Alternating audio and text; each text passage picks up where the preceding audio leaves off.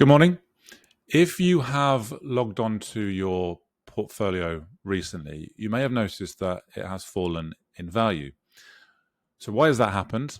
And what does that mean in the wider context of your financial plan? So let's get rid of me and take you over to our portfolio to illustrate. So these are our Navigate range of portfolios, and the one I'm going to look at closely is Navigate 60. And if you invest, if you've got a pension scheme at work and you haven't made any changes to that, or you've described yourself as a medium risk investor, you're probably going to be invested in something like Navigate 60. Navigate 60 is our portfolio, but it's a collection of global funds that invest in 60% equities and 40% in bonds. So if you have been logging on to your portfolio in the last 6 months, since December, you'll have noticed a decline in value. And one of the things that some of us do as investors, I do this, is we like to log on and we like to have that sort of dopamine hit of seeing our portfolio go up each time we log on. But in reality, that's not how investing works. So since December, for a range of reasons, both the stock and bond markets have entered a decline. And we would now describe, certainly from US markets, we describe that as a bear market. A bear market is where stocks or any asset fall by more than 20%. And bear markets happen once every 4 years on average. And the decline from peak to peak, so the time in which it takes the bear market to recover, is on average 16 months. So in this bear market, we are 7 months into that. So if this is an average bear market, in 1 month's time, we'll hit somewhere around about the bottom of the decline and the market should start to recover. And generally speaking, the way that the pace at which the market declines matches the recovery. So if you look at the decline from the pandemic, sharp decline, sharp recovery.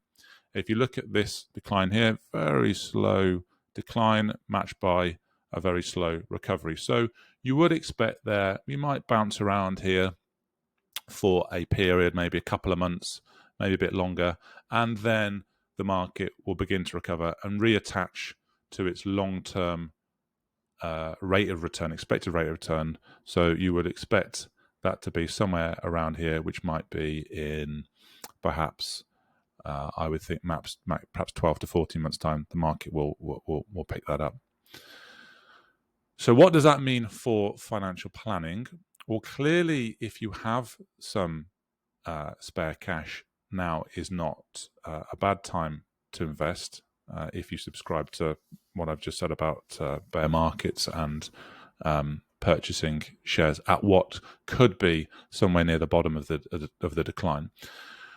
But going back to what it means to a long-term financial plan, if you're someone who logs on and just likes to see their portfolio going up all the time, you're potentially feeling pretty miserable right now, and you may feel that the portfolio isn't working. And I've certainly had a couple of texts and emails from friends and family who aren't clients who have said, what's gone wrong with my funds? There's something gone wrong in my funds, and it's not the funds per se, it's just what's happening in markets, and what's happening in markets is fairly commonplace.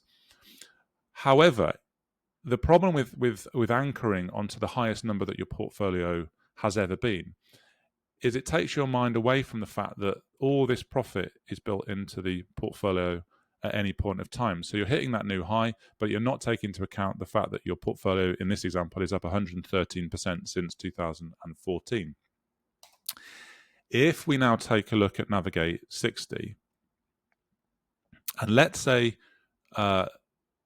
you were a client and you were invested in Navigate 60, and we had built a whole range of financial objectives: when you wanted to retire, how much money you wanted to withdraw when you did retire, how long you wanted to draw that money for. And in that model, we had built a target rate of return of 5%.